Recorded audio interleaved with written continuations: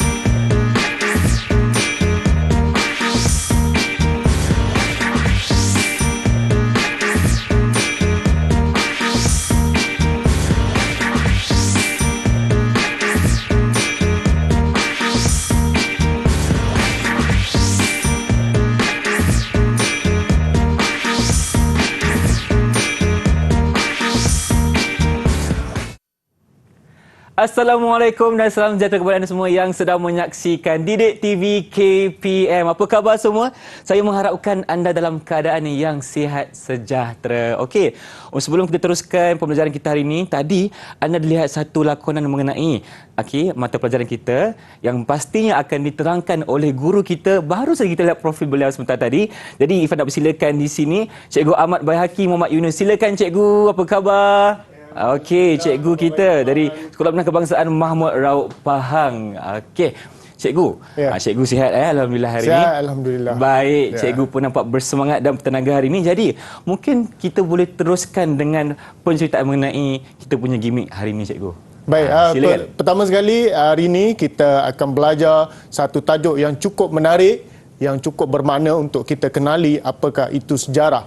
Baiklah, sebelum itu saya nak minta kebenaran daripada Ifan untuk kita perkenalkan murid-murid yang akan bersama dengan kita pada hari ini. Okey, boleh? Boleh cikgu. Kalau macam tu, apa kata kita mula? Ya, baik. Untuk kali ini, kita bawakan murid-murid daripada segenap ceruk Semenanjung Malaysia. Kita berikan peluang untuk semua murid mendapat penampilan di Didik TV. Baiklah, yang pertama sekali pada hari ini bersama dengan saya, murid daripada Utara Semenanjung Malaysia, daripada negeri Perlis. Silakan. Perkenalkan diri anda. Hai, Assalamualaikum dan salam sejahtera. Waalaikumsalam. Nama saya Amir Izzati binti Aziz dan saya merupakan pelajar dari Maktab Rendah Sains Semara Arau Perlis. Ya, itu daripada Arau, Ifan, ya? Jauh di Perlis sana. Jauh di Perlis sana. Okey, kita turun di selatan Semenanjung Malaysia daripada negeri Johor. Silakan, perkenalkan diri anda. Hai, Assalamualaikum. Saya Silvestris Jeffrey daripada SMK Layang-Layang. SMK Layang-Layang, ya, Sylvester Jeffrey, anak kacukan Itali dan Melayu, Ifan, ya. Kacukan Itali dan Melayu. Ya, saya tak bolehlah nak bercakap bahasa Itali hari ini. Okey. Baik, kita terbang di Malaysia Timur daripada negeri Sarawak. Sila perkenalkan diri anda. Hai, salam sejahtera. Nama saya Octavia Nyonya Hana Andapani. Saya bersekolah di SMK Asyakirin Bintulu, Sarawak. Sekolah pertama saya posting, Irfan. SMK Asyakirin Bintulu. Ya, daripada Sarawak. Itu zaman bila cikgu? Mungkin dah 10 tahun yang lepas ke macam mana? 2012. 2012. Ya. Okey, kita pergi ke negeri sebelah Sarawak. Daripada negeri Sabah, silakan. Hai, selamat pagi dan salam sejahtera. Nama saya Grace Abigail Johnny dan saya dari SMK Lohan Ranau, Sabah. Daripada Ranau, Sabah, ya, etnik dusun. Macam-macam bangsa dan juga latar hari ini bertepatan dengan keluarga Malaysia. Inilah murid-murid kita daripada hampir seluruh Malaysia, Ifan. Baiklah, tajuk kita pada hari ini, Ifan, ialah bab satu di tingkatan 1 iaitu mengenali sejarah. Baik. Dan jika kita lihat pada paparan slide yang ada di belakang saya ini, okey, kita perhatikan SP yang kita belajar pada hari ini. Yang pertama ialah kita akan memahami pengertian dan maksud sejarah. Yang kedua, kita akan melihat dan memahami konsep masa dan ruang masa dalam sejarah. Yang ketiga, kita akan membincangkan sumber sejarah. Dan yang keempat, kita akan lihat dan cuba untuk belajar kaedah penyelidikan sejarah. Baik. Okey, kita pergi pada yang pertama. Cikgu nak terangkan dahulu apakah maksud sejarah. Selalu orang menyebut tentang maksud ataupun menyebut tentang perkataan sejarah. Tetapi apakah sebenarnya sejarah? Kita lihat apakah kata tokoh sejarawan berkenaan dengan perkataan sejarah. Yang pertama kita akan lihat pada Herodotus, E.H. Carr, Ibn Khaldun dan kita akan lihat sejarawan tempatan Irfan daripada Profesor Khoo Kay Kim dan juga Muhammad Yusof Ibrahim. Baik, kita lihat yang pertama, kata Herodotus ialah sejarah merujuk pada penceritaan tentang tindakan manusia. Ya, yang penting dan sebab berlakunya sesuatu peristiwa. Yang kedua kita lihat kepada E.H. Carr. Katanya sejarah merujuk pada suatu proses interaksi berterusan manusia yang penting dan sebab berlakunya sesuatu peristiwa. Dan yang ketiga, Ibn Khaldun. Katanya merujuk kepada tindakan manusia yang penting dan sebab berlakunya sesuatu peristiwa. Baik. Jadi jika kita lihat kepada 3 orang ahli sejarah ini, kita dapat lihat maksud sejarah itu sangat universal dan boleh ditafsirkan mengikut. Tapi yang penting, dia melibatkan tindakan manusia, fakta dan sesuatu yang tepat dan sahih. Saya nak minta murid untuk kongsikan sedikit latar belakang tokoh yang kita bincangkan hari ini. Boleh, Irfan? Boleh cikgu, silakan. Boleh. Siapa nak kongsikan bersama dengan cikgu pada hari ini? Silakan. Saya cikgu. Ya, Sylvester Jeffrey, silakan. Tokoh mana yang kita nak tonjolkan? Herodotus. Okey. Silakan. Herodotus ni ialah sejarawan yang mula menggunakan perkataan sejarah atau historia yang bermaksud penyelidikan dan penyiasatan terhadap peristiwa silam maupun sezaman. Ya. Karyanya yang terkenal ialah Histories atau The Persian War. Ya. Itu berkenaan sedikit latar belakang daripada Herodotus. Kita pergi kepada yang kedua mungkin. Siapa nak kongsi? Nak bantu cikgu? Silakan. Saya cikgu. Ya, silakan Octavia. Octavia. Saya ingin menceritakan tentang latar belakang sejarawan iaitu Ibn Khaldun. Karyanya yang terkenal ialah Muqaddimah yang mengandungi 6 bab. Ya, Karyanya- karya Muqaddimah ya. Okey, baik. Kita pergi kepada tokoh yang ketiga. Okey. Silakan Baik, saya cikgu. berkongsi. Ya. Okey, Grace Abigail. Grace Abigail. Silakan. Saya ingin berkongsi dapatan maklumat tentang sejarawan IHK. Menurut beliau, sejarah merupakan tindak balas pembaca terhadap penulisan sejarah, yaitu fakta-fakta yang ditulis oleh sejarawan. Dan karya beliau yang paling terkenal ialah What is History? Ya, itu What is history? berkenaan dengan latar belakang daripada tokoh yang memberikan definisi sejarah, Irfan. Dan kita ada juga daripada Malaysia, Khoo Kay Kim dan juga Muhammad Yusof Ibrahim. Kita boleh rujuk di dalam buku teks. Jadi secara mudahnya tajuk hari ini, kita sudah faham apakah maksud sejarah. Betul. Dia melibatkan tindakan manusia, peristiwa dan perkara-perkara yang sudah pun berlaku tetapi pastinya sahih dan juga penting, bernilai. Itu yang kita nak tengok, Irfan. Ya, itu untuk yang pertama. Baiklah.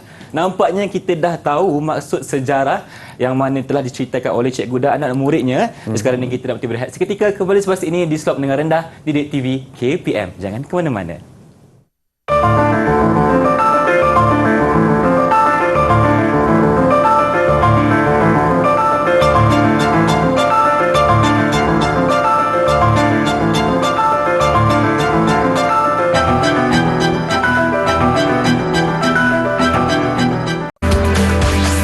Didik TV KPM. Kembali bersama kami di Slot Mendengar Rendah Didik TV KPM dan hari ini kita sedang mempelajari mengenai mata pelajaran sejarah bersama dengan Cikgu Baihaqi di studio bersama dengan anak-anak muridnya yang berada di seluruh Malaysia. Okey. Jadi cikgu, tadi kita dah mengenai sejarah dan sekarang ni apa pula yang kita nak belajar? Ya, tajuk yang kedua kita nak belajar hari ini ialah tentang masa dan ruang masa di dalam sejarah. Okey, ini yang pertama kita akan lihat ialah konsep masa silam, Irfan. Okey, yang pertama sekali ialah murid-murid boleh lihat di sini iaitu masa silam ini disebut sebagai rentetan peristiwa yang sudah pun berlaku. Apa sahaja yang sudah pun berlalu semalam dan sebelum ini dalam tempoh yang lama itu dipanggil sebagai masa silam. Yang kedua, dia dikaji mengikut urutan yang disebut sebagai kronologi. Macam kehidupan kita ini, kita tidak terus besar macam ni. Lai-lai terus boleh bercakap, ada janggut jambang Tidak dan sebagainya. mungkin, cikgu. Tidak mungkin. Tidak Ya. mungkin. Kita akan mengalami proses pembesaran yang disebut sebagai kronologi. Itu yang kedua. Yang ketiga, dia disusun mengikut tempoh masa daripada awal hinggalah yang terakhir, dan dalam sejarah ini sebenarnya dia tidak ada had masa. Makin lama pun masih lagi orang mencari dan juga mengkaji tentang sesuatu peristiwa, dan yang ini yang paling penting. Ahli sejarah melabelkan masa ini mengikut kod tertentu, contohnya diukur seperti sebelum Masihi dan juga Masihi. Ya, yang ni kita kena faham apa yang dimaksudkan sebagai Masihi. Dia merujuk kepada kiraan kalender macam yang kita pakai hari ini, iaitu dipanggil kalender Masihi. Merujuk kepada zaman kelahiran Nabi Isa sebagai permulaan kepada tempoh masa yang diukur untuk menilai suatu masa dan juga peredaran zaman itu sendiri. Baik, yang kedua, ini disebut sebagai konsep ruang di dalam sejarah, ya. Oleh kerana ruang masa ini sangatlah luas, jadi ahli sejarah membahagikan ruang masa ini kepada 3. Yang pertama, ingat betul-betul, 10 tahun dikira sebagai 1 dekad. Yang kedua, 100 tahun dikira sebagai 1 abad. Yang ketiga, 1000 tahun dikira sebagai 1 alaf. Ada 3 istilah ruang masa yang ingin kita belajar hari ini. Dan di dalam sejarah ini, oleh kerana tempoh masanya sangat luas, 1000 tahun ini lama, Irfan. Ya, kita hidup pun dah rasa lama. Ya, jadi ahli sejarah membahagikan penulisan ini mengikut tema. Sebab itu ada penulisan sejarah bertemakan politik, ada bertemakan ekonomi dan ada bertemakan sosial. Okey, baik. Yang kedua ialah ahli sejarah kalau mengikut kepada tempoh ruang masa negara kita, kita membahagikan mengikut zaman pun boleh. Ya, sebelum Masihi dan juga selepas Masihi, atau menggunakan istilah M itu di dalam kurungan, ya. Dan kita boleh lihat banyak peristiwa yang berlaku dalam sejarah negara kita yang disusun mengikut ruang masa ini. Baik. Okey. Kita boleh lihat, cikgu. Kita silakan. Ya. Ada yang tanya soalan. Dia nak tanya soalan. Okay. Silakan. Silakan. Okey. Mak cikgu saya bersela, tapi saya nak tanya satu soalan. Adakah kalender yang kita guna pada hari ini ni ada berkaitan dengan konsep masa yang cikgu terangkan dekat kita orang tadi? Ya. Okey, Bagus baik soalan soalan. dia. Ada kaitan tak dengan konsep masa kita bincangkan tadi? Sebelum saya jawab, Irfan, kita buka peluang. Kok ada murid lain nak memberikan jawapan atau pandangan? Silakan. Silakan, siapa nak jawab Saya, soalan? Ya. Okey. Daripada negeri Sabah. Grace, silakan. Ya, kalender yang digunakan pada hari ini ada kaitannya dengan konsep masa yang cikgu sebutkan tadi. Ya. Tepat sekali jawapan daripada Grace itu. Kita nak bagi berapa bintang? Berapa bintang, cikgu? Saya bagi 4 bintang daripada 4 5 bintang. Kenapa bukan 5, permulaan. cikgu? Nanti dululah, awal lagi ya. Nanti dah bagi penuh. Last nanti kita nak bagi tak cukup bintang pula. Okey, boleh, tak ada masalah. Okey, tepat sekali jawapan daripada Grace tadi. Memang ada kaitan ya. Sebab itu saya nak tanya Irfan pula lah. Nak tanya saya pula. Okey. Oleh kerana kalender yang kita guna pakai pada hari ini mengambil tahun kelahiran Nabi Isa. Bermaksudnya ketika Nabi Isa dilahirkan, kiraannya ialah kosong tahun. Betul. Ya. Katalah Nabi Isa ada sekarang ini, berapakah usia dia? Berapakah usia dia, cikgu? Berapa usia dia? Alamak. Nampaknya Ifan memerlukan kalkulator di sini. Kalkulator ya. Okey, perlukan bantuan ke? Saya perlukan bantuan. Siapa nak tolong saya jawab ni? Siapa nak tolong daripada Irfan? Berapakah Silakan. umur Nabi Isa kalau masih ada sekarang lah? Ya. Silakan. Ada siapa nak kongsi? Saya, cikgu. Ya, Jeff. Silakan. Jeffrey, silakan. Kalau Nabi Isa masih hidup sekarang, umur dia ialah 2022 tahun. 2022 tahun. Okey, sebab kita kira daripada Masihi itu kosong. Dan sekarang ini tahun 2022. 2022. Maknanya 2000 tahun 22 lah. Ya, 2000 tempoh tahun. masa yang dah berlalu daripada ukuran zaman kelahiran Nabi Isa. Sebab itulah umur kita pun ada. Macam umur saya berapa? Saya akan kira daripada tahun kelahiran saya berapa dah dengan keadaan sekarang ini. Ya? Itu dipanggil sebagai tempoh atau ruang masa di dalam sejarah. Okey, Irfan, saya nak uji lagi pelajar saya. Boleh. Okey, kita buat kuis kilat, Irfan. Kuis kilat? Okey, kena jawab cepat-cepat lah ni. Okey, saya beri peluang untuk Irfan bertanya soalan. Secara kilat. Ya, secara kilat. Baik. Soalan yang pertama. Okey. Kod SM dalam penulisan sejarah merujuk kepada konsep masa yang mana satu? Siapa nak jawab? Kod SM. Ya. Alia daripada Perlis. Harum Manis. Kod SM merujuk kepada sebelum Masihi. Sebelum Masihi. Tepat sekali jawapan tersebut, Jadi Irfan. berapa bintang, cikgu? Kita bagi 4 juga dulu. Sebab nanti baru kita akan nilai layak atau tidak dapat 5 bintang. Okey. Baik. Soalan kedua mungkin, Irfan? Soalan kedua, okey. Tempoh masa 10 tahun merujuk kepada... Siapa nak jawab? Baik, silakan. Otovia. Dekad, bukan dekat, Irfan. Bukan dekat. Okey. Tepat sekali. 4 bintang juga kita berikan, Irfan. Okey, beri tepukan untuk Otto. Ada lagi ke, cikgu? Boleh bagi satu lagi soalan. Soalan. Okeylah, Irfan bagi soalan ni kena angkat tangan cepat-cepat, right? Okey, berapakah tempoh masa bagi istilah alaf? Silakan. Alaf. Okey, silakan Jeffrey. 1000 tahun. Tepat sekali. Okay. Sebab itu zaman kita sekolah dulu, Irfan, pada tahun 1999, orang dah sibuk dah bercakap kita nak masuk alaf baru. Betul. Ingat tak? Tapi saya baru umur setahun waktu tu, cikgu. Umur setahun je. Aduh, rasa tua pula dah saya. Okey. Waktu itu di sekolah kita sebut kata kita dah nak masuk alaf baru. Kenapa alaf baru? 1000 tahun. Daripada 1900 daripada 1000 ke 2000. Betul. Betul. Kita nak berubah kepada alaf yang seterusnya lah. Alaf yang seterusnya. Okey. Jadi berapa bintang untuk Jeffrey, cikgu? Jeffrey kita bagi 4 bintang juga, sama setara semuanya. Baik, nampaknya semua orang telah menggenggam 4 bintang setakat ini. Baik. Irfan, kenapa kita perlu tahu tempoh masa di dalam sejarah? Sebab seperti yang saya sebutkan tadi, ya, dalam penulisan ini tempoh masanya sangat panjang. Setuju. Ya, jadi kemungkinan untuk kita menilai satu peristiwa tu kadang-kadang dia memakan masa yang sangat panjang. Contohnya perang atau pemerintahan sesuatu dinasti mungkin. Jadi pemerintahannya memakan masa sampai beratus atau beribu tahun misalnya. Jadi sebab itu perlunya ruang dan masa itu di dalam sejarah.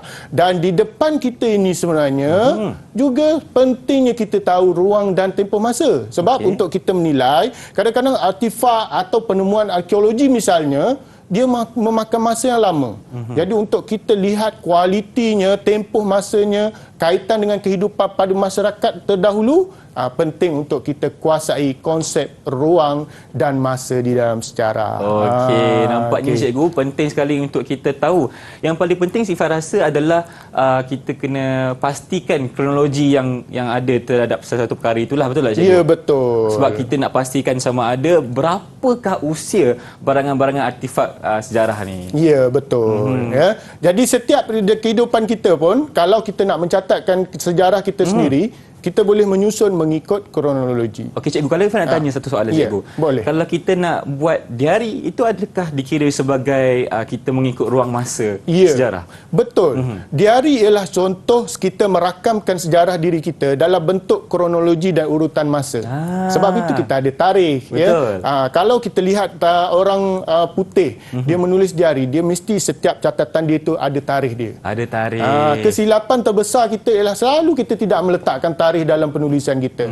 Dan zaman moden ini, kita sebenarnya hampir semua orang menulis diari. Apakah diari yang saya maksudkan tadi? Diari yang cikgu masukkan? Mungkin ada yang nak bagi respon daripada murid. Bantu Irfan. Silakan. Semua orang menulis diari. Ya, Alia. Silakan. Saya rasa mungkin apabila kita upload sesuatu dekat social media. Tepat. Nampak tak? Nampak. Okay, kita kaitkan dengan teknologi sekarang di mana kita akan ada, orang kata apa, kita akan cuba untuk menyediakan ataupun menunjukkan kepada orang lain tentang kehidupan kita seharian melalui sosial media kita lah. Ya, sebab itu jangan fikir negatif pada media sosial. Positifnya ialah kita merakamkan setiap detik dan kenangan yang istimewa dalam hidup kita ini dalam bentuk dokumen dan bertarikh. Itu paling penting sekali. Itu yang paling penting. Baik, cikgu, terima kasih untuk segmen kedua ini. Dan sekarang ni kita nak berhenti berehat seketika. Boleh. Kembali selepas ini di slot pendengar rendah Didik TV KPM.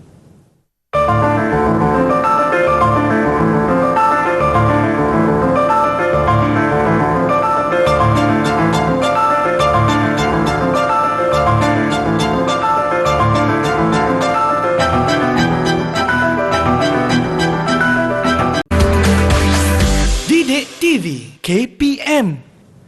Baik, kembali bersama kami di Didik TV KPM. Jadinya kita sekarang berada di segmen yang ketiga. Jadi apakah perkara yang kita nak baca seterusnya, cikgu? Ya, segmen yang ketiga ini kita akan belajar tentang sumber sejarah. Tadi kita dah kenal, dah faham sejarah. Sekarang kita akan lihat bagaimanakah sesuatu peristiwa atau fakta itu ditulis. Dia mesti merujuk kepada sumber yang autentik dan juga sahih untuk memastikan fakta yang ditulis adalah tepat dan tidak terpesong daripada sejarah yang sebenar. Okey, yang pertama sekali kita akan lihat ada dua jenis sumber di dalam sejarah, Ifan. Yang pertama sumber apa? Apa, cikgu? Sumber apa? Sumber primer dan sumber sekunder. Ya, tepat sekali. Ya. Okey. Sumber yang pertama kita nak lihat, Ifan, ialah sumber primer. Apakah itu sumber primer? Sumber primer dia merujuk kepada sumber yang belum diolah atau diterbitkan. Yang kedua, dia mesti bersifat asli. Dan yang ketiga, belum lagi ditafsir oleh mana-mana sejarawan. Maka ini dipanggil sebagai sumber primer. Dan ada contoh-contoh untuk kita faham apakah itu sumber primer. Jadi sebab itulah, kalau kita lihat di sini je mungkin kita akan di awang-awangan saja kan. Betul. Jadi saya bawakan khas sampel-sampel. Bawakan untuk kita semua hari ni. Lama. Okey. Ada batu nisan, batu bersurat semua ya. Saya angkut bawa ke studio ini untuk memastikan murid lebih faham. Contoh-contoh sumber primer yang pertama kita boleh lihat ialah fosil ya.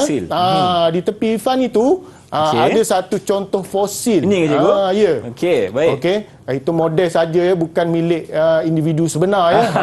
Okey. Okey, baik. Fosil ialah rangka manusia. Ini ialah sumber primer yang pertama ya. Yang kedua ialah kita ada artifak di tepi Irfan tu Okey, di sini. Itu ialah contoh. Yang ada seramik ya. Artifak ini ialah apa sahaja peralatan yang dibuat oleh manusia untuk berburu untuk kegunaan dalam kehidupan seharian. Baik. Itu juga disebut sebagai artifak. Yang ketiga, kita ada bukan artifak dan ada batu bersurat. Batu bersurat. Itu di depan Ifan tu. Ini dia, cikgu. Ada tulisan Jawi. Okey, yang merakamkan sesuatu peristiwa. Okey. Kemudian kita ada contoh dokumen lain seperti dokumen rasmi, manuskrip, fail rasmi jabatan, surat peribadi dan diari seperti yang kita bincangkan tadi. Seperti yang berada di tepi saya ini, contoh-contoh sumber bercetak ya. Okey, baik. Yang kedua kita nak lihat, Ifan, ini disebut sebagai sumber sekunder. Okey, murid-murid boleh perhatikan di sini. Yang pertama sekali, apakah maksud sumber sekunder? Dia bermaksud bahan yang telah diolah dan telah diterbitkan. Yang kedua, sudah pun tersebar kepada umum. Okey. Yang pertama, kita nak lihat apakah contoh sumber sekunder. Ya, kita boleh lihat seperti yang ada di tepi saya, bahan-bahan bercetak seperti akhbar, majalah, jurnal ya, dan ensiklopedia misalnya. Ini ialah contoh sumber sekunder. Okey. Faham ke murid-murid ya? Kalau tak faham tanya saja, insya-Allah cikgu jawab. Cikgu tak boleh jawab, Cikgu. Irfan yang akan jawab. Ada soalan. Ada soalan. Nampaknya terus soalan daripada Jeffrey. Silakan. Silakan. Cikgu, kenapa sumber primer dan sumber sekunder ni penting dalam sejarah? Kenapa kepentingan. primer dan sekunder penting, Ifan? Ya, saya tak nak jawab dulu. Kita bagi ruang dulu supaya kita boleh nampak banyak pandangan di sini. Ada siapa nak kongsikan pandangan tentang soalan yang dikemukakan oleh Jeffrey? Ada? Okey, Alia silakan daripada Alia Perlis. Izzati. Silakan. Kalau sumber prima, dia ada bukti yang sahih. Ya. Manakala sumber sekunder pula dia nak tambah maklumat tentang suatu peristiwa ataupun sejarah yang dikaji tu. Ya, okey. Kita buka lagi satu lah peluang mungkin. Ada siapa lagi nak menambah atau Silakan. menyokong Siapa pandangan nak yang berani dikemukakan menjawab oleh Alia? soalan? Ada? Siapa lagi nak Tak jawab? ada. Okey. Okey, kita tutup. Kita tutuplah ruang itu. Okey, Okey. saya berikan 4 bintang untuk Alia atas jawapan tadi. Okey, tepat. Sumber prima dia membuktikan sesuatu peristiwa. Dia Okey. rujukan utama. Baik. Tetapi kita juga perlukan sumber sekunder untuk menyokong sumber prima tadi, Fan. Okey. Baik.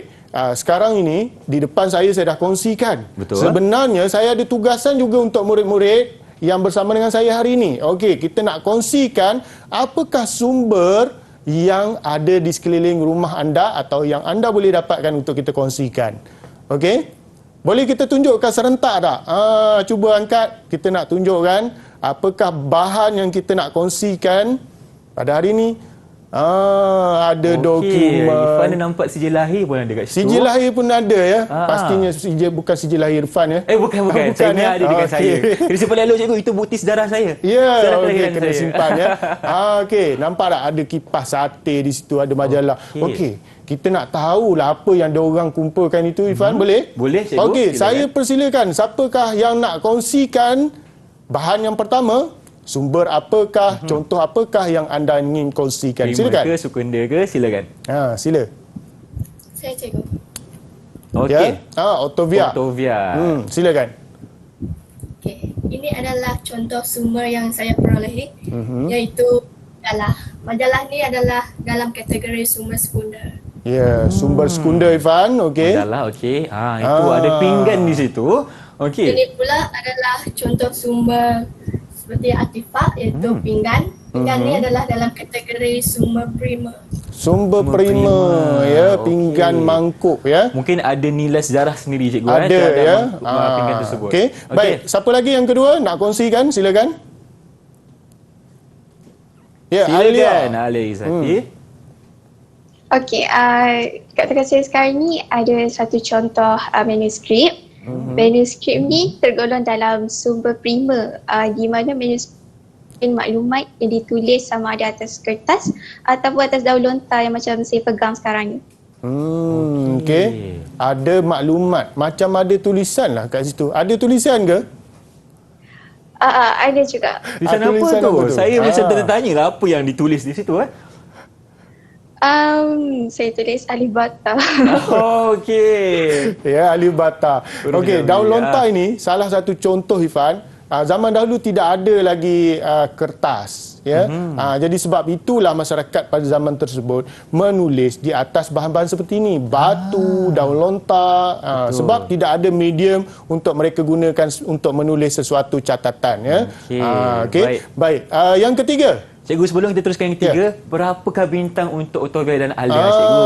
Okey, Alia kita berikan 5 bintang. 5 bintang. Nampak dah 5 hari ni. Okey, 5 Ottovia bintang macam kita mana, berikan. cikgu? Ottovia pun saya berikan 5 bintang 5 juga. bintang juga. Okey, baik. Sebab dia dah kenal, dia boleh cari, itu Dan bagi layak contoh pula tu. dapat 5 bintang. Okey, yang ketiga. Siapa nak kongsikan? Tinggal Jeff. Saya, Cik. Okey, Jeff, silakan. Jeffrey. Okey, di sini saya ada tulang ataupun fosil yang dikategorikan sebagai sumber prima. Sumber prima. Boleh saya tahu tulang apa sebenarnya tu? Tulang kambing. Tulang kambing ya. Okey. Jangan tulang manusia masa Jangan kemalangan bahaya. bukan ya. Saya tak suruh mereka korek kubur ya. nasib Itu kena baik. tangkap. Okey. Okey. Itu ialah sumber prima, Sumber prima. fosil. Fosil. Okey. Baik, bagus Jeff. Yang kedua? Di sini saya ada sebuah jurnal. Sebuah jurnal. Jurnal. Okey. Okey, sumber yang merupakan sekunder atau prima? sumber sekunder. Sekunder. Sebab ciri-cirinya adalah dia telah pun diolah dan juga tersebar kepada orang ramai. Ya, betul. Fosil tadi sumber prima sebab dia masih lagi asli, belum lagi ditafsir. Ya. Kalau kita korek, kalau kita buat kerja ekskavasi nanti, tulang tu bukan tulang kambing mungkin, tulang dinosaur atau tulang manusia. Ya, kadang-kadang kita ketemui, ini adalah sesuatu yang sangat berharga untuk kita mengenali jenis-jenis sumber. Okey, yang terakhir, Grace, silakan. Sabar silakan. Sumber sejarah yang ada pada saya ialah Keratan Akbar. Keratan Akbar, okey. Sumber prima atau sekunder, Grace? Keratan Akbar ini berada di dalam sumber sekunder. Sekunder, okey. Yang seterusnya. Yang kedua? Itu saja, cikgu. Ada satu saja. Dia ada satu saja. Okey. Susah nak cari yang lain agaknya. Okey, tak mengapa. Janji kita berikan kepada Grace 4 bintang lah. Dia tak cukup 1 kan. Okey. Untuk Jeffrey tadi, cikgu? Untuk Jeffrey kita bagi 5 bintang juga sebab dia cukup 2 kategori sumber untuk dikongsikan. Baik. Okey. Baik, ini juga kita nak lihat Ifan ya, selain pada apa yang ditambah tadi, kita nak lihat ini adalah contoh artifak. Ya, artifak ialah alatan ciptaan manusia. Contoh di seberang sana, kalau murid-murid boleh lihat, perhatikan, itu ialah contoh barangan buatan manusia. Di ya. sini, cikgu ya? Ya, ada untuk minuman, untuk isi makanan bekas dan sebagainya. Ya, okey. Dan ada alatan, contohnya di sini. Macam saya bawa ni, di bawah ni sebenarnya ada alatan batu, Ifan. Oh, okey, cikgu. Alatan batu. Alatan batu. Alatan okey. batu. Okey. Dulu tidak ada pisau, tidak ada parang dan sebagainya untuk memotong, berburu, ya, menggunakan alatan batu. Jadi ini juga salah satu daripada kategori sumber yang kita belajar ini, ya. Okey. Yang kedua ialah bukan artifak, dia merujuk pada data arkeologi berkaitan dengan budaya manusia yang terdapat di bawah tanah dan di permukaan tanah. Contohnya ada lukisan di dinding, ya. Pasti bukan lukisan di meja sekolah, dinding-dinding sekolah, bukan. Di dinding pada zaman dahulu. Ya, zaman dahulu, ya. Jangan ingat orang kuno kembali semula ke zaman ini, ya. Bukan. Okey. Seterusnya kita ada dokumen bercetak, contohnya seperti ensiklopedia yang merakamkan sesuatu yang sangat penting dan bernilai, Ifan, ya. Okey, baik. Sampai di situ untuk sesi kali ini kita sudah mengenali jenis-jenis dan juga sumber dalam sejarah. Ada berapa jenis? Ada 2, cikgu. 2. Yang pertama kita ada sumber prima. Yang kedua kita ada sumber sekunder. Dan mungkin cikgu boleh ceritakan lagi sekali mengenai ciri-ciri kedua-dua sumber tersebut, cikgu. Okey. Yang pertama sekali untuk pengukuhan supaya murid ingat dan faham, sumber prima dia belum lagi diolah bersifat asli, sumber sekunder dia sudah pun tersebar kepada umum dan juga bersifat menyokong, ya. Dan daripada sumber ini saya nak tambah sedikit, Ifan, sebenarnya kenapa kita perlu memahami dan juga mengkaji sumber, sebab di dalam sumber itu dia mengandungi banyak maklumat. Betul. Bukan sekadar tulisan atau bentuk saja. Contohnya batu bersurat ni, Irfan, kita lihat di dalam tulisan itu dia ada mesej. Ada mesej. Contohnya di Kuala Berang, terjumpa batu bersurat yang menulis tentang rupanya sudah muncul ataupun penyebaran agama Islam sudah berlaku di kawasan tersebut. Ini ada buktinya, cikgu. Ada bukti. Maksudnya di situ kita dapat gambaran masyarakat sudah pun menganut agama Islam, ya. Kemudian batu nisan, contohnya yang saya buat ini daripada polystyrene di depan Cikgu buat ni. sendiri, Bukan yang original. Sampel saja. Di batu nisan itu juga ada tulisan. Kadang-kadang dicatatkan tahun. Dan di pekan ini kita dapat tahu bila Islam itu datang. Ya. Kemudian daripada seramik bentuk itu. Okey, boleh Ifan angkat satu, cikgu? Ya. Okey, kita tunjukkan. Okey, baik. Ya. Jadi biasanya kita akan jumpa daripada kerja-kerja arkeologi di dasar laut, ya, kita akan jumpa pinggan mangkuk. Ya, laluan kedudukan Malaysia ini terletak di laluan perdagangan antarabangsa. Betul, ya. cikgu. Kita ada jumpa pinggan daripada dinasti-dinasti Cina yang lama, ya, dan daripada situ kita boleh lihat interaksi hubungan antara masyarakat dunia luar dengan masyarakat tempatan. Betul. Contohnya artifak loceng ini dijumpai di Kampung Pencu Muar, ya, dan loceng ini dibuat oleh Kerajaan Funan. Okey. Kerajaan Funan di atas Kemboja sekarang, ya.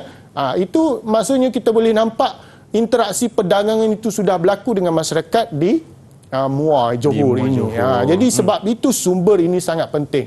Membantu untuk kita mendapatkan soal kebudayaan, cara hidup dan juga kreativiti. Ya, kalau kita lihat bagaimana manusia pada zaman dahulu misalnya menggunakan alatan batu. Perubahan zaman, nanti murid-murid akan belajar dalam tajuk selepas ini mungkin kita akan belajar tentang perubahan zaman daripada Paleolitik, Mesolitik, Neolitik. Alatan batu daripada kasar lebih berseni, lebih berfokus. Sebab itu kita perlu menguasai dan juga meneliti sumber. Baik, Cikgu. Terima kasih atas penerangan untuk segmen siang sekarang ini di mana kita mengenali apakah sumber-sumber sejarah yang ada dua, iaitu sumber primer dan juga sumber sekunder. Okey, kita sekarang nak berhenti berehat seketika, kembali selepas ini bersama kami di Didik TV KPM.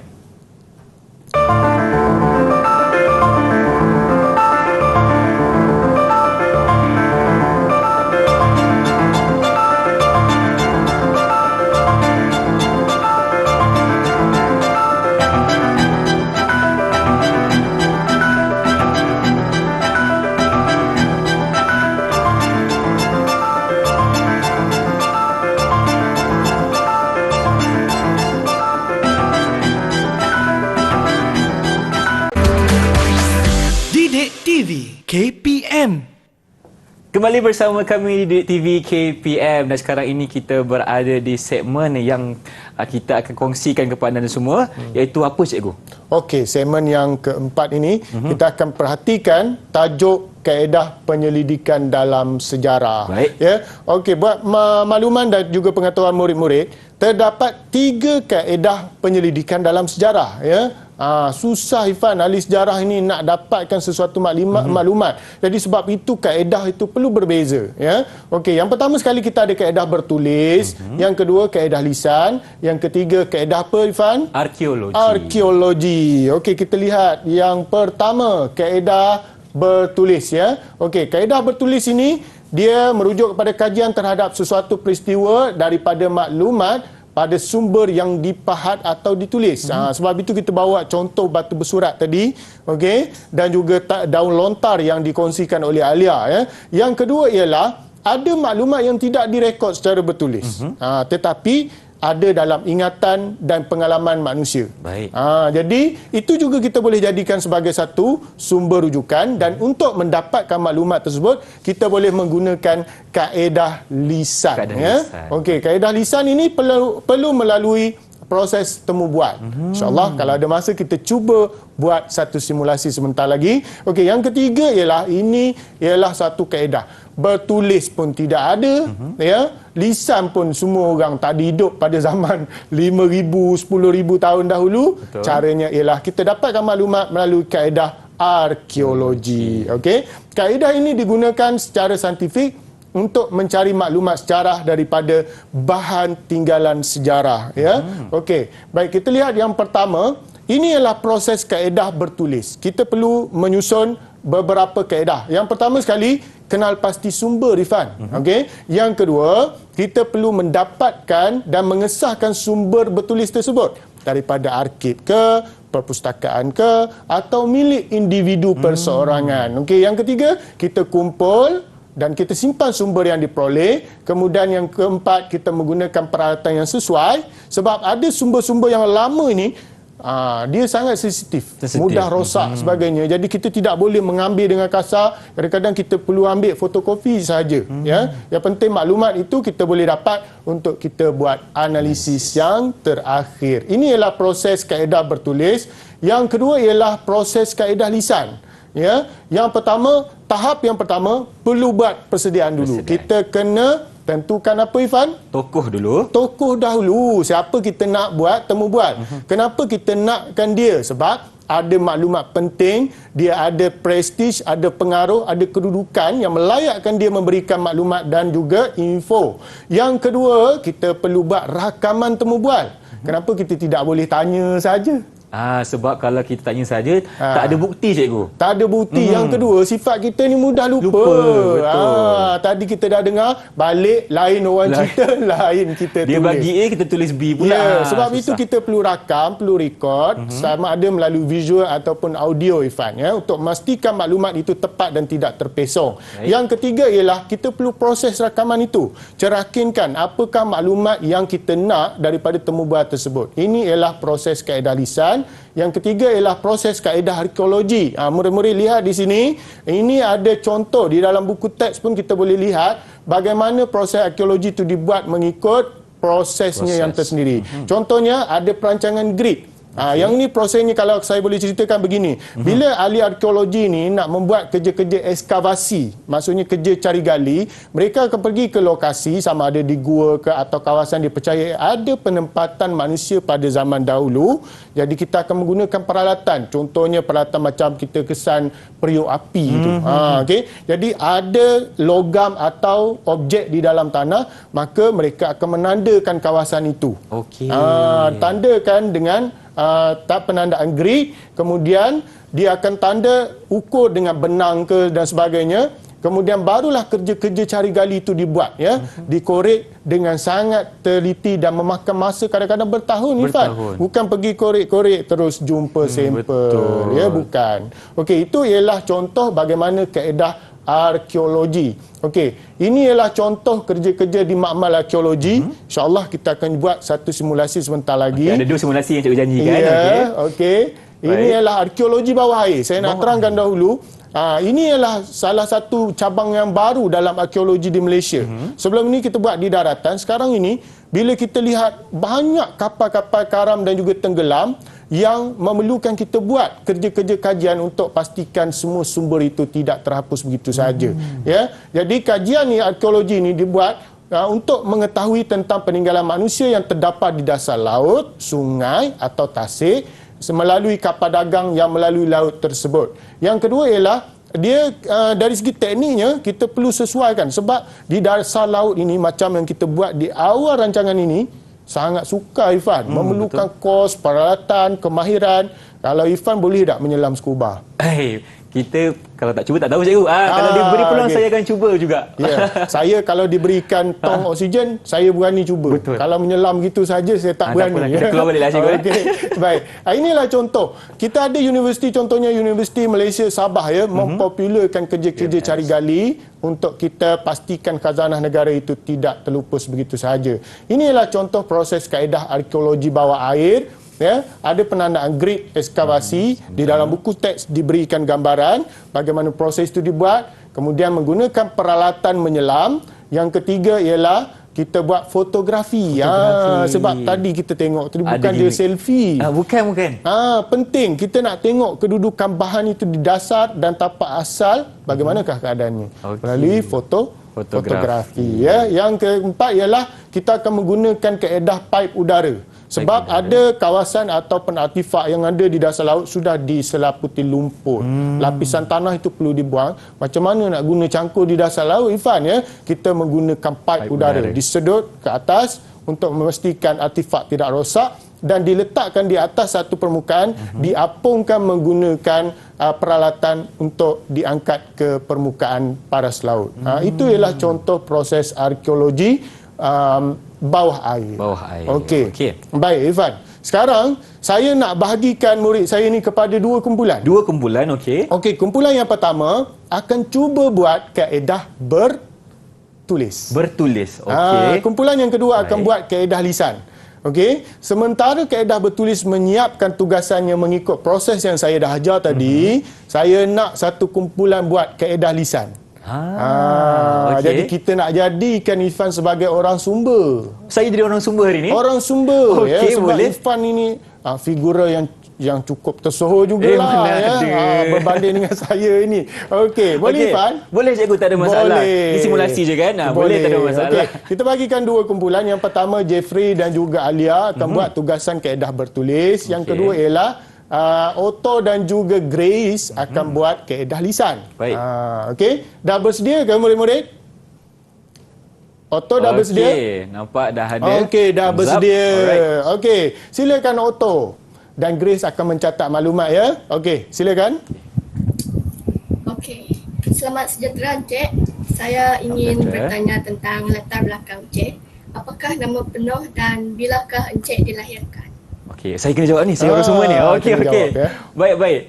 Okey, nama penuh saya adalah Irfan Syahmi bin Muhammad Safi.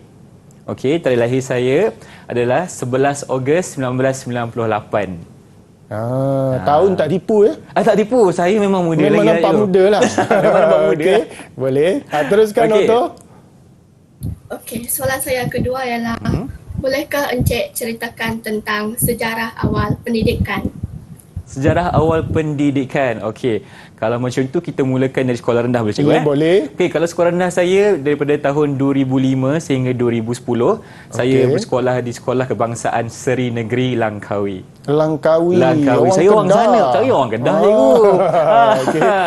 Okey, kalau kemudian? untuk sekolah menengah dari tahun 2011 hingga 2013 saya bersekolah di Sekolah Menengah Kebangsaan Mahsuri Langkawi juga. Langkawi juga. Okey, tetapi selepas itu saya berhijrah ke Jitra Kedah di mana tahun 2014 sehingga 2015 untuk SPM saya bersekolah di Sekolah Menengah Sains Kubang Pasu Jitra Kedah.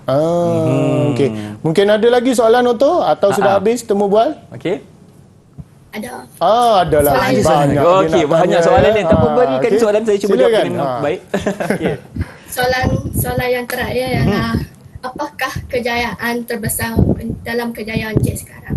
Okey, kalau kita nak bercakap berkisarkan kejayaan saya rasa kejayaan terbesar sekarang ini adalah merupakan saya menjadi pengacara untuk Didik TV KPM. Didik TV Yes. KPM. Okey. Okey. Dah lengkap ya Otto? Ada lagi soalan?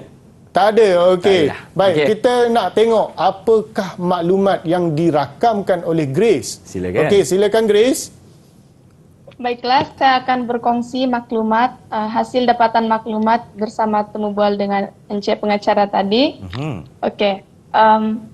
Nama Encik pengacara ialah Encik Irfan Syahmi bin Muhammad Syafi, kalau tak silap. Okey, kalau kita boleh betulkan sedikit, Safi bukan Syafi. Okey, Safi. Okey. Okey, yang kedua. Sorry. Tak apa, tak ada masalah. Okey. Okey, Encik Irfan lahir pada 11 Ogos 1998 Okey, betul. dan Encik Irfan mendapat pendidikan sekolah rendah pada tahun 2005 hingga 2010 di SK Sri Negeri Langkawi. Okey. Kemudian mendapat pendidikan sekolah menengah pada tahun 2011 hingga 2013 di SMK Mahsuri Langkawi. Okey. Seterusnya Encik pengacara berpindah sekolah di Negeri Kedah pada tahun 2014 hingga 2015 di SMK Sains Kubang Pasu, Kedah. Mungkin kita boleh tengok jawapan untuk apakah kejayaan Encik Irfan yang dicatat oleh Grace. Kejayaan terbesar Encik Irfan sepanjang karier ialah menjadi pengacara Didik TV KPM. Okey. Saya nak tanya, adakah maklumat yang dicatat oleh Grace itu tepat? Okey, ada Atau sedikit sahajalah. Ya. Di mana Sekolah Menengah Sains Kubang Pasu bukan SMK Sains Kubang Pasu. Sebab itu kita perlu merakam. Betul. Sebab kita nak pastikan maklumat itu tepat, autentik dan juga sahih, Irfan. Baik. Okey, baiklah. Secara serentak, saya nak tengok apakah hasil tugasan kaedah bertulis yang dibuat oleh Alia dan juga Jeffrey. Apakah sumber bertulis yang anda kaji? Okey. Apa tu Irfan? Pada tangan Alia. Pada tangan Alia kita ada Keratan Akhbar, cikgu. Keratan Akhbar. Tulisan apa tu? Tulisan Jawi. Tulisan Jawi. Okey, pada Jeffrey? Pada Jeffrey kita ada buku, cikgu, Poster. poster. Ataupun risalah, ya. Risalah. Okey, Baik. apakah maklumat Alia dapat daripada Keratan Akhbar? Boleh Irfan baca ke tulisan Jawi tu? Negara berkabung, cikgu. Negara berkabung. Ya, tepat sekali. Okey, Alia, silakan. Okey, ini adalah Kerata Akhbar Keluaran Utusan Melayu. Di mana Kerata Akhbar ni memaparkan berita tentang pemergian Tun Dr. Ismail, iaitu pemangku Perdana Menteri negara kita. Maknanya kita boleh dapat maklumat daripada Keratan Akhbar. Betul. Satu contoh. Okey, yang kedua Jeffrey, silakan. daripada hanya satu poster atau risalah. Apa maklumat yang Jeffrey dapat? Di sini saya ada sebuah poster yang mengajak penduduk Tanah Melayu untuk belajar dan menggunakan bahasa Jepun. Saya rasa poster ni digunakan masa pendudukan Jepun di Tanah Melayu. Okey. Daripada poster, maklumat yang sedikit pun masih lagi kita boleh mendapatkan maklumat daripada bahan tersebut. Kita dah selesai 2 kaedah. Betul, sekarang kita nak tunjukkan contoh kaedah arkeologi. Di depan tu saya ada sediakan satu tugasan untuk Irfan buat. Okey cikgu, sebelum saya teruskan cikgu, berapakah bintang untuk kesemua anak murid cikgu tadi? Okey, terlupa pula kita. Saya berikan 5 bintang untuk tugasan mereka buat, ya. Jadi sekarang saya pula lah nak kena buat simulasi ni. Ya. Alamak, okey. Mengikut proses ini, Irfan.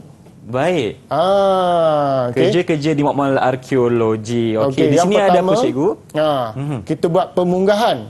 Okey, pemunggahan. Irfan keluarkan apakah sampel yang ada di dalam tu. Baik, kalau kita boleh lihat di sini, kita ada siput cikgu Kulit siput dan sebagainya. Banyak jenis ya. Banyak jenis.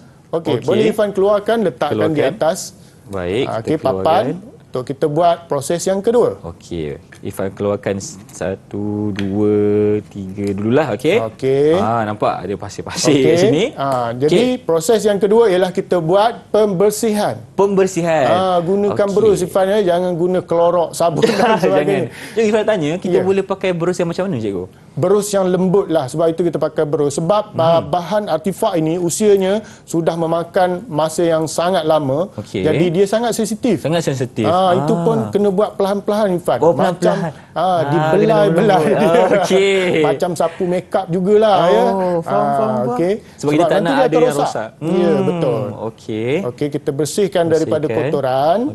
Kemudian kita perlu buat kerja katalog Irfan. Kerja katalog macam mana cikgu? Kenapa kita perlu buat katalog? Sebab bahan ini daripada tapak ekskavasi tadi, kita dah tandakan grade dia. Betul. Nombor dia, kedudukan di mana, kotak ataupun petak mana yang dibuat penggalian itu. Kemudian perlu diletakkan dalam katalog, disusun. Lapisan tanah itu membezakan tahun. Makin dalam, makin lamalah dia tertimbul semua ya. Jadi sebab itu kita perlu buat katalog. Okey, kita letak di dalam kotak itu Irfan. Di sini cikgu sediakan kepada Irfan satu kotak di mana Irfan boleh meletakkan kulit siput ni sebenarnya. Kita buka dan kita simpan. Kita letak dekat sini. Perlu untuk kita katalog dan juga simpan, sebab nanti kita akan hantar ke makmal untuk dibuat analisis. Maklumat, dan selepas proses itu dah siap, barulah diletakkan di muzium untuk dipamerkan Irfan. Baik. Boleh Irfan buat satu lagi cikgu Boleh, satu lagi. Yang pertama tadi kita keluarkan. Yang kedua kita kena bersihkan terlebih dahulu. Kita bersihkan. Yang macam cikgu cakap tadi, kena lembut-lembut je. Lembut saja. Kalau tak nanti mungkin akan berlaku kerosakan kepada kita punya bahan sejarah ni. Dan selepas kita dah bersihkan, kita masukkan ke dalam kotak untuk katalog. Irfan letakkan dekat sini. Kalau kita boleh tengok, ini antara kulit siput yang Irfan dah buat sementara ini. Sempurna satu proses kaedah arkeologi. Begini kerja hasilnya. di makmal ya Irfan. Baik Irfan. Jadi kita dah terangkan 3 kaedah penyelidikan di dalam sejarah. Murid-murid boleh cuba di rumah dan ada pengukuhan di dalam portal sumberku dan juga perkasa. Boleh rujuk di situ, tambahkan, dan di dalam buku teks itu ada aktiviti yang kita boleh buat boleh cuba sendiri dan pastikan kita menghayati sejarah dan mengenali sejarah itu sendiri Irfan. Baik. Boleh kita buat kesimpulan lah pada apa yang kita belajar. Kita dapatkan seorang murid cikgu untuk berikan rumusan. Siapa cikgu nak bagi boleh. Saya beri peluang lah siapa yang nak membuat kesimpulan rumusan daripada apa yang kita belajar hari ini. Silakan. Angkat tangan anda. Octavia. Silakan. Pada pandangan saya lah, kaedah penyelidikan membantu menjadikan penulisan sejarah berkualiti dan boleh dipercayai. Menjadikan penyelidikan lebih berkualiti dan dipercayai. Okey, ada lagi seorang mungkin kita berikan peluang.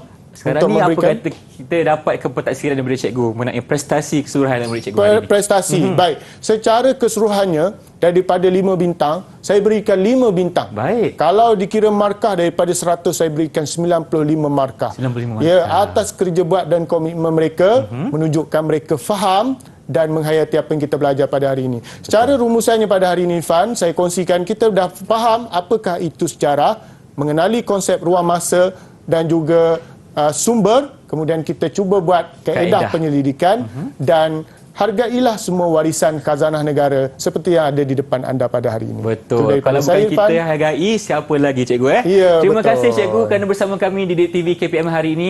Terima kasih juga kepada anak murid cikgu yang berada di dalam talian. Dan kalau rezeki kita berjumpa lagi dalam mata pelajaran sejarah, kita teruskan. Jangan lupa untuk sokong Didik TV KPM. Okay? Kita jumpa lagi. Assalamualaikum. Bye-bye.